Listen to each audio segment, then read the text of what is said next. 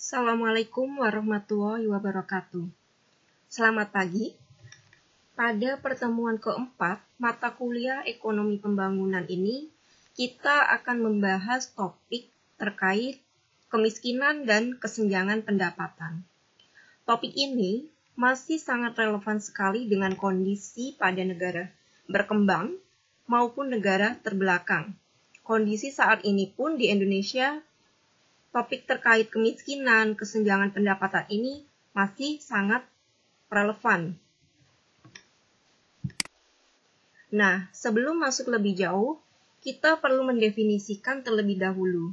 Apa itu kemiskinan, apa itu penduduk miskin, dan apa saja yang menyebabkan kemiskinan itu sendiri.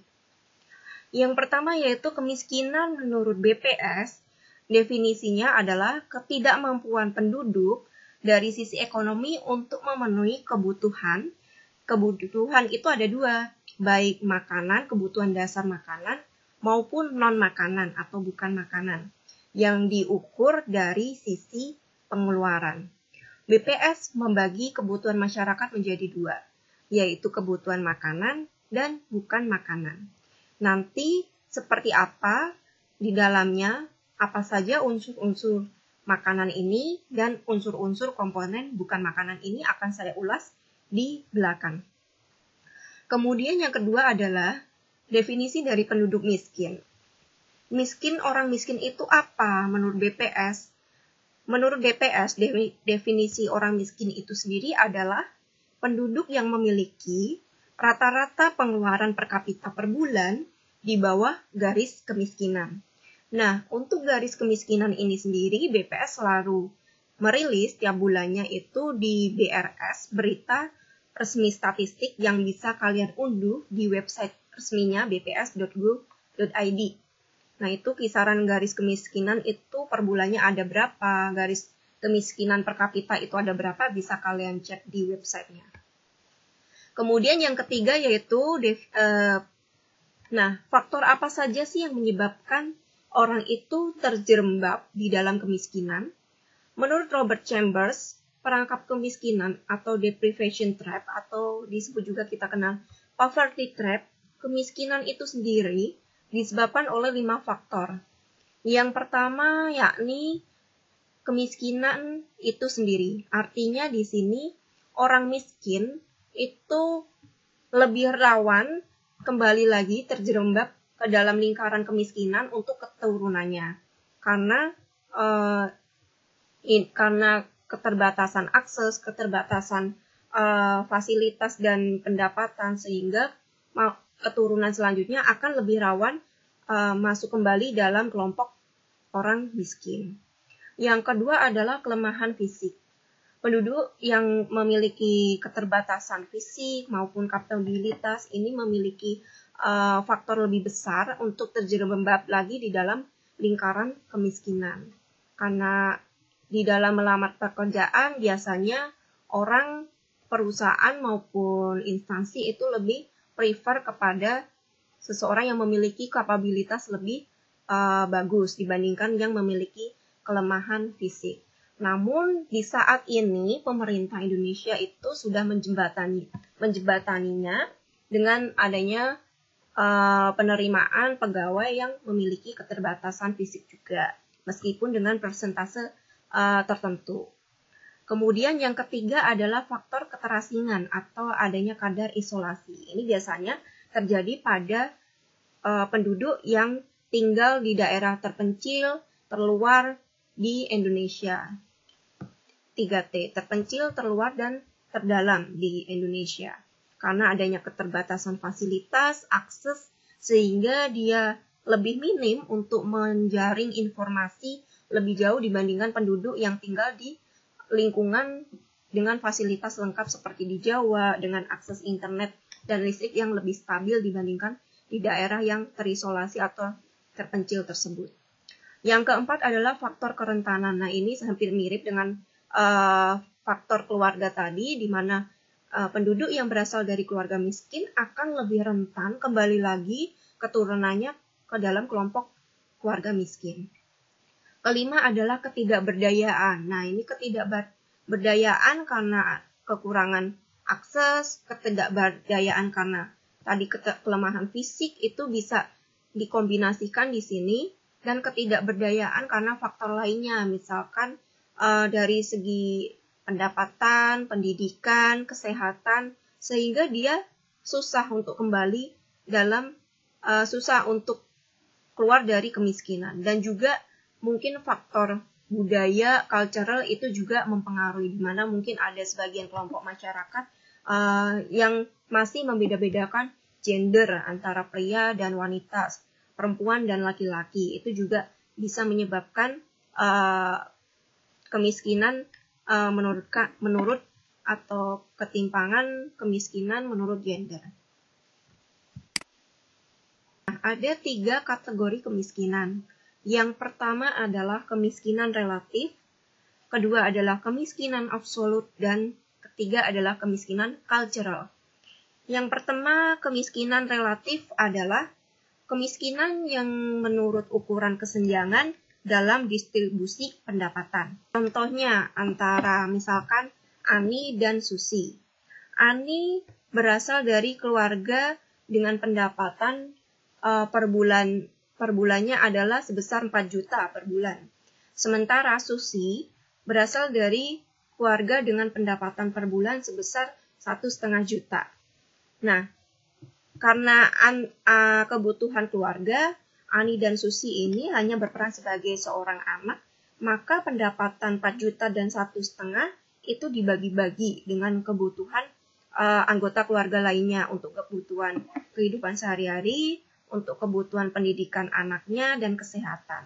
Nah, kalau dalam bersekolah, misalkan Ani dan Susi ini sekolah di sekolah yang sama, namun yang beda di sini adalah dari sisi apa? Dari sisi uang saku misalkan.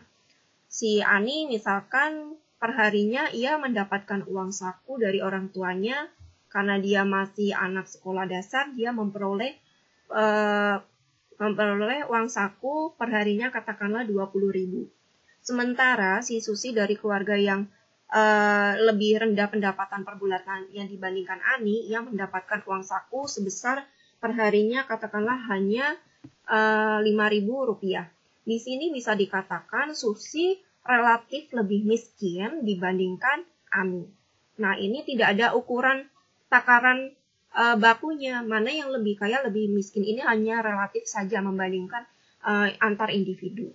Nah, kalau kemiskinan absolut ini, atau kita definisikan sebagai derajat kemiskinan di bawah atau di mana kebutuhan minimum dasar untuk bertahan hidup ini tidak dapat terpenuhi.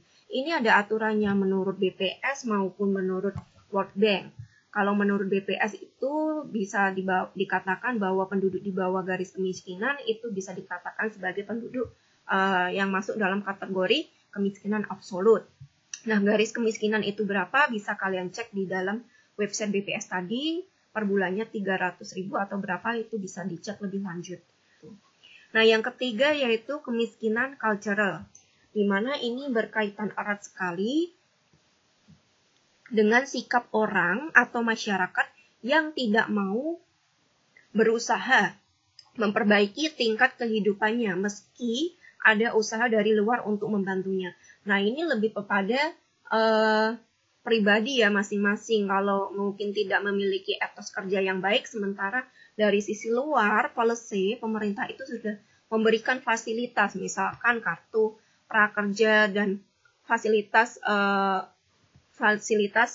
lainnya untuk mengembangkan maupun meningkatkan produktivitas penduduk Indonesia. Ini lebih pada masalah problem di dalam pribadi masing-masing penduduk.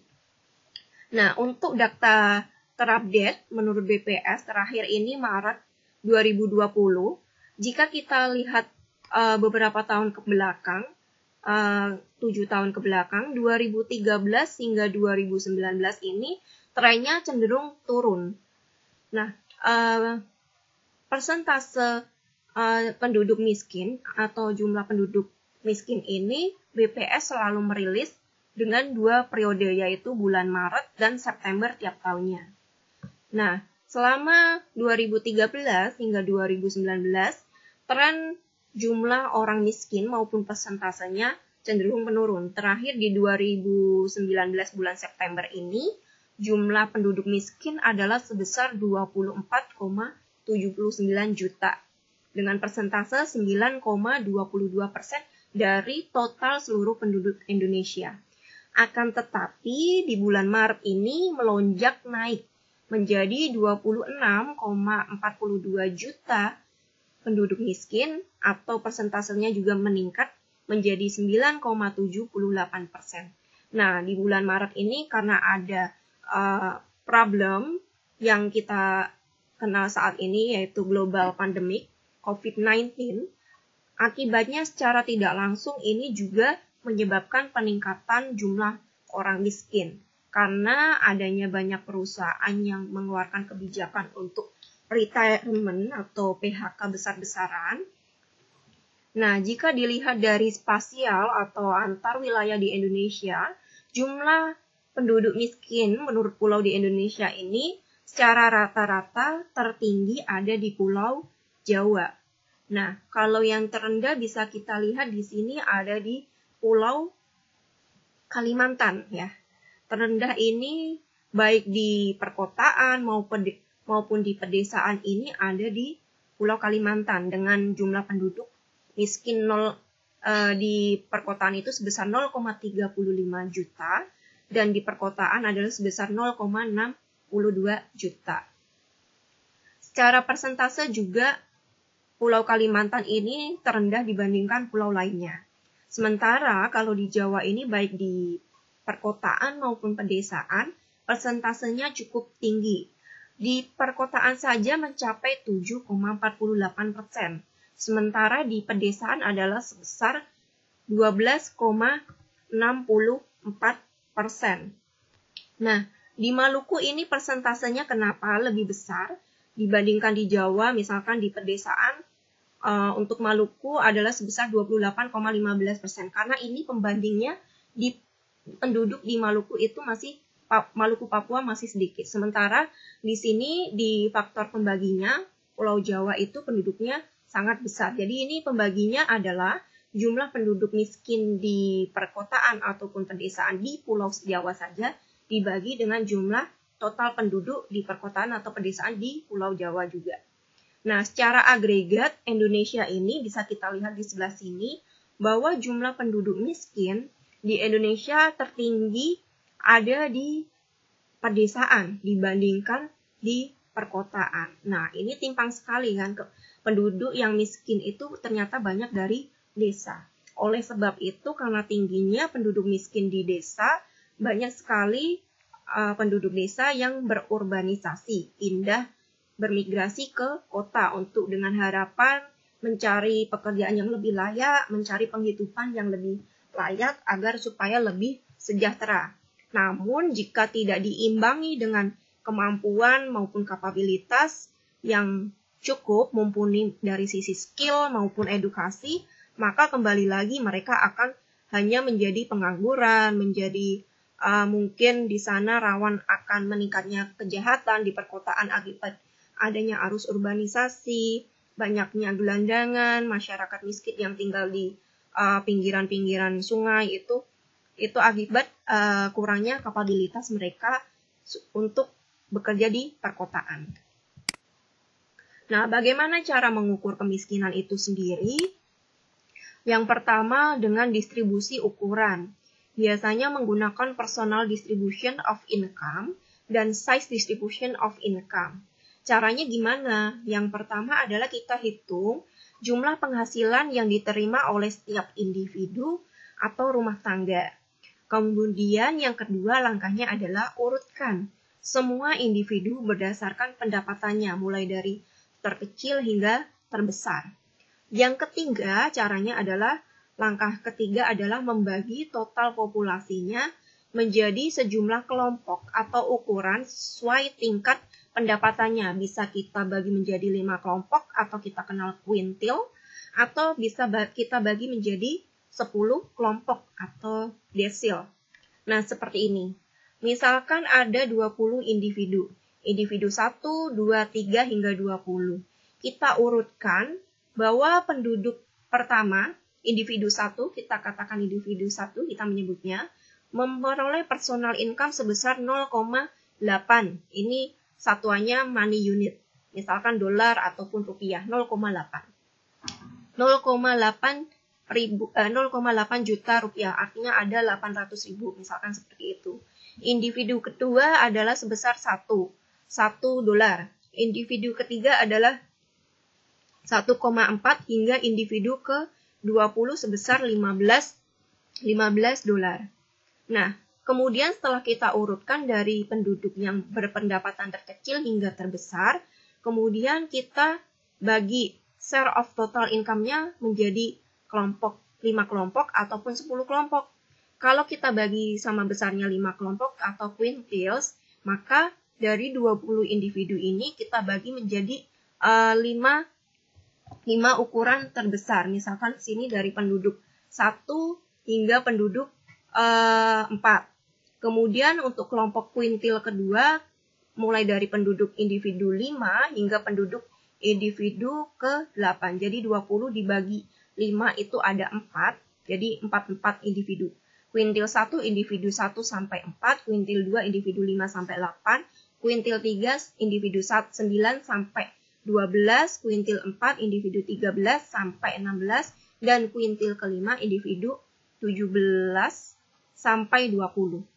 Nah, kita jumlahkan quintil 1 berapa share dari total income-nya. Kita jumlahkan saja 0,8 tambah 1 tambah 1,4 tambah 1,8. Jumlahnya adalah sebesar 5. Kita jumlahkan juga untuk kuintil 2, 1,9 sampai 2,8. Jumlahnya 9. Sama seperti lainnya kuintil 3, 4, 5. Kemudian kalau kita bagi menjadi 10 kelompok, bagaimana desil?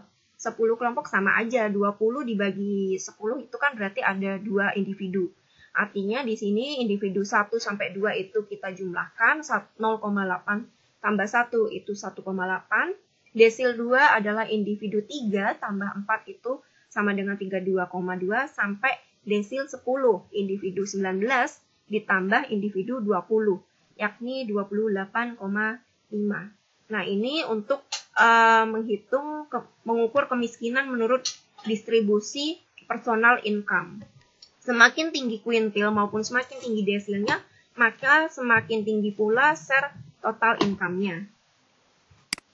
Yang kedua adalah dengan menggunakan kurva Lorenz.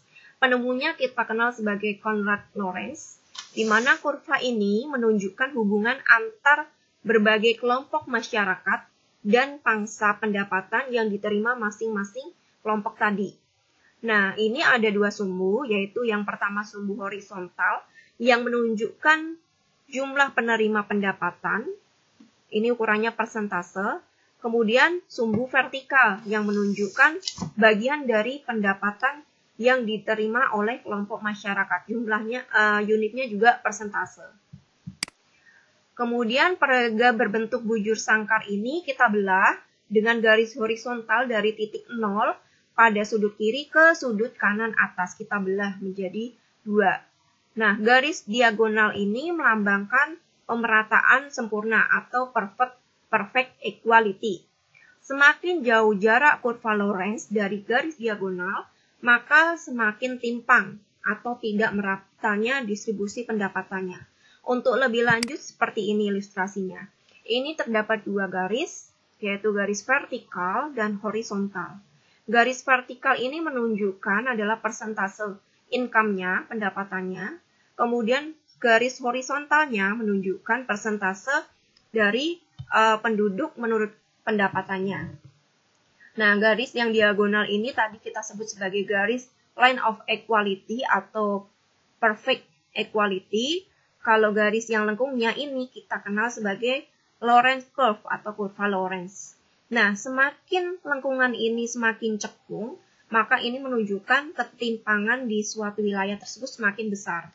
Semakin mendekat, sebaliknya, lengkungan ini semakin mendekati garis line of equality, artinya ketimpangan di wilayah tersebut sangat rendah. Nah, seperti ini bedanya. Ini kan beda antara kanan dan kiri. Semakin besar kelengkungan kurva Lorenz, artinya menunjukkan semakin besar tingkat ketimpangan relatif di wilayah tersebut. Sebaliknya, semakin mendekati garis lurus line equality kurva Lorenz-nya ini, maka ketimpangan relatif di wilayah ini, kurva sebelah kiri ini, semakin rendah. Secara relatif ya ini. Yang ketiga adalah dengan rasio Gini, rasio konsentrasi Gini, atau kita kenal sebagai koefisien Gini, indeks Gini. Untuk mengukur derajat ketimpangan pendapatan relatif di suatu negara, fungsinya yaitu untuk mengukur derajat ketimpangan pendapatan relatif suatu negara. Caranya adalah dengan menghitung rasio bidang yang terletak antara garis diagonal dan kurva Lorenz dengan luas separuh segi 4 di mana kurva Lorenz itu berada. Ini masih terkait dengan kurva Lorenz. Nah, cara menghitungnya seperti ini. Koefisien Gini kita hitung dari luas area yang diarsir warna biru ini, area A, area lengkungan ini, dibagi dengan luas area BCD, segitiga BCD ini. Nah, ini area A ini kita kenal sebagai koefisien Gini. Nilainya berupa koefisien. Jika koefisien Gini ini berkisar antara 0 hingga 1. Jika mendekati angka 0, artinya di wilayah tersebut menunjukkan adanya pemerataan sempurna. Sementara jika nilai koefisien Gininya itu mendekati 1, artinya di wilayah tersebut kondisi ketimpangannya menunjukkan ketimpangan sempurna. Nah, di sini kita bagi menjadi 2 negara, yaitu dengan derajat ketimpangan tinggi dan negara dengan derajat ketimpangannya relatif merata. Nah, nilai koefisien Gini yang berkisar antara 0,5 hingga 0,7 kita katakan sebagai negara yang derajat ketimpangannya cukup tinggi. Sementara negara yang distribusi pendapatannya relatif merata itu kisarannya 0,2 hingga 0,35. Koefisien Gini ini kita dapat gunakan juga selain mengukur tingkat pemerataan pendapatan, juga dapat digunakan untuk ukuran lainnya, ketimpangan lainnya. Karena koefisien Gini ini memenuhi 4 kriteria, yaitu prinsip anonimitas, kemudian independensi skala, independensi populasi, dan transfer. Ini kalian bisa pelajari sendiri. Jadi, koefisien Gini itu tuh selain untuk melihat ketimpangan pendapatan, kita bisa jadikan juga ukuran lainnya, misalkan ketimpangan pendidikan. Nah, bagaimana cara kita mengukur kemiskinan absolut itu?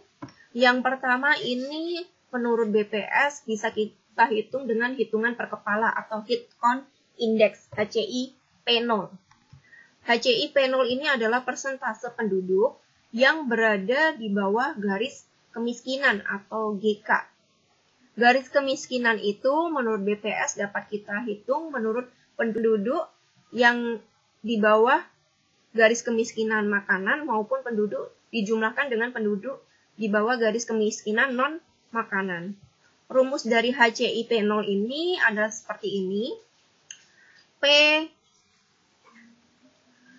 P0 sama dengan 1 per N, sigma I sama dengan 1 sampai dengan Q, kemudian kurung buka Z kecil minus YI dibagi dengan Z dipangkatkan dengan alfa. Alfanya di sini adalah sama dengan 0, atau kita bisa rumuskan dengan secara sederhana jumlah penduduk miskin dibagi dengan jumlah total penduduk di wilayah tersebut.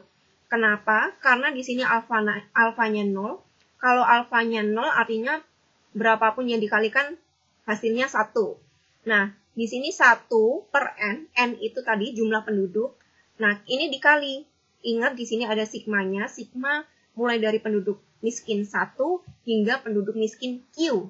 Kalau di sini ada 1, kita kalikan berapa aja 1, artinya jumlah penduduk miskin 1 hingga penduduk miskin 2, kemudian sampai Q, itu adalah jumlah penduduk yang termasuk dalam kategori miskin.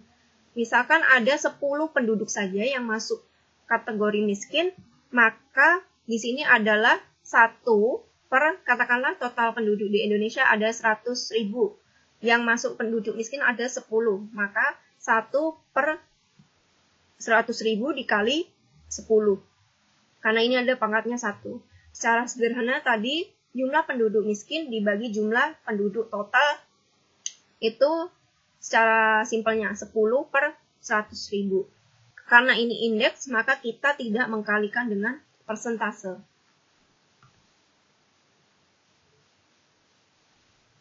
Yang kedua adalah dengan Human Poverty Index (HPI). Indeks kemiskinan ini bisa juga dikorelasikan dengan indeks pembangunan manusia atau HDI, karena di dalam HDI atau indeks pembangunan manusia ini, IPM ini ada 3 unsur, yaitu unsur pendidikan, kesehatan, dan unsur ekonominya juga, sehingga bisa dikaitkan dengan untuk menghitung indeks kemiskinan manusianya juga. Ini diperkenalkan oleh UNDP karena tidak puas dengan ukuran pendapatan dalam dolar per hari versi Bank Dunia. Nah, ini kalian bisa cari bahwa tingkat kemiskinan penduduk miskin menurut Bank Dunia itu ukurannya per dolar per harinya itu $2 atau berapa, bisa kalian cek. Kalau UNDP, kategori penduduk yang miskin itu menurut HPI ini, Human Poverty Index. Diukur dari hilangnya 3 hal utama, yaitu kehidupan pendidikan dasar, keseluruhan ketetapan ekonomi, yang meliputi aset terhadap kesehatan, air bersih, dan gizi anak. Ini meliputi unsur-unsur IPM, Indeks Pembangunan Manusia. Kemudian, di dalam indeks kemiskinan itu sendiri, kita kenal ada 2. Indeks kedalaman kemiskinan atau P1 dan indeks keparahan kemiskinan, P2. Nah, ini perlu kalian pahami di sini bahwa di dalam indeks kemiskinan ada 2 hal. Yang pertama, indeks kedalaman kemiskinan atau P1 ini merupakan ukuran rata-rata kesenjangan pengeluaran masing-masing penduduk miskin terhadap garis kemiskinan. Semakin tinggi nilai indeks, maka semakin jauh rata-rata pengeluaran penduduk dari garis kemiskinan. Yang kedua adalah indeks keparahan kemiskinan atau P2 yang memberikan gambaran mengenai penyebaran pengeluaran di antara penduduk miskin. Semakin tinggi nilai indeks, semakin tinggi pula ketimpangan pengeluaran di antara penduduk miskin. Ini lebih jauhnya akan saya berikan contoh seperti ini yang sudah dirilis oleh BPS. BPS sudah menghitung di sini per bulannya. Ini 2 periode untuk profil kemiskinan dan kondisi kemiskinan di Indonesia itu dikeluarkan tiap bulan Maret dan September tiap tahunnya. Terakhir ini bulan Maret 2020, BPS mengeluarkan data indeks kedalaman kemiskinan dan indeks keparahan kemiskinan. Dibagi 2 wilayah juga, baik perkotaan, pedesaan maupun total. Nah, di dalam indeks kedalaman kemiskinan ini, ternyata penduduk di pedesaan itu jauh lebih dalam dibandingkan penduduk di perkotaan, yakni 2,21 dibandingkan di perkotaan sebesar 1,13. Nah, dari sisi indeks keparahannya ini, indeks kedalaman itu jarak antara penduduk dengan garis kemiskinan semakin jauh atau mendekati garis kemiskinan. Kalau indeks keparahan kemiskinan itu lebih pada ukuran membandingkan individu satu dengan individu miskin satu dengan individu miskin lainnya. Apakah di antara penduduk yang miskin itu semakin timpang juga, parah juga tidak antar penduduknya? Ternyata di pedesaan, indeks keparahan kemiskinan ini juga lebih besar gap-nya dibandingkan penduduk di perkotaan, sebesar 0,25. Nah, ini kita bisa lihat seperti ini. Nah, ini yang saya jelaskan di awal, apa saja sih yang menyumbang garis kemiskinan itu? Menurut BPS ini, daftar komoditi yang memberikan sumbangan besar terhadap garis kemiskinan beserta kontribusinya per Maret 2020, kita bisa urutkan menurut jenis komoditinya, baik makanan maupun non-makanan atau bukan makanan. Nah, yang di sebelah kiri ini adalah untuk perkotaan, yang sebelah kanan ini adalah untuk pedesaan. Di perkotaan maupun pedesaan, untuk jenis komoditi makanan, beras adalah penyumbang terbesar untuk garis kemiskinan. Yang kedua, rokok kretek filter, baik di perkotaan maupun pedesaan. Jadi yang nyumbang kemiskinan itu disebabkan apa selain kebutuhan pokok makanan beras? Ternyata beras. Masyarakat Indonesia, kalian bisa lihat sendiri bahwa memasukkan rokok ini sebagai kebutuhan makanan loh, sebagai kebutuhan pokok loh, hingga menyumbang 12,16% untuk perkotaan, menyumbang kemiskinan di Indonesia. Nah, untuk pedesaan juga sama, 10,98%. Jadi semakin banyak Anda mengkonsumsi rokok, kalau jika tidak diimbangi dengan pendapatan yang mencukupi, maka semakin besar pula kontribusi sumbangan Anda terhadap kemiskinan di Indonesia. Ini bisa dibayangkan, ironis sekali, rokok itu penyumbang kedua garis kemiskinan di Indonesia. Nah, telur, kemudian dilanjut dengan telur, ayam, mie instan, gula, dan lainnya. Yang mengejutkan ya ini, rokok. Yang komoditi bukan makanan, ini wajar ya, perumahan. Perumahan itu karena tidak semua orang mampu untuk membeli perumahan. Bahkan jika masyarakat yang pedesaan pindah ke perkotaan tadi tidak mampu secara kapabilitas, dia mau tidak mau membangun perumahan di pinggiran sungai. Kemudian ada bensin, listrik, dan sebagainya. Nah, ini akan saya lanjut di part 2. Terima kasih.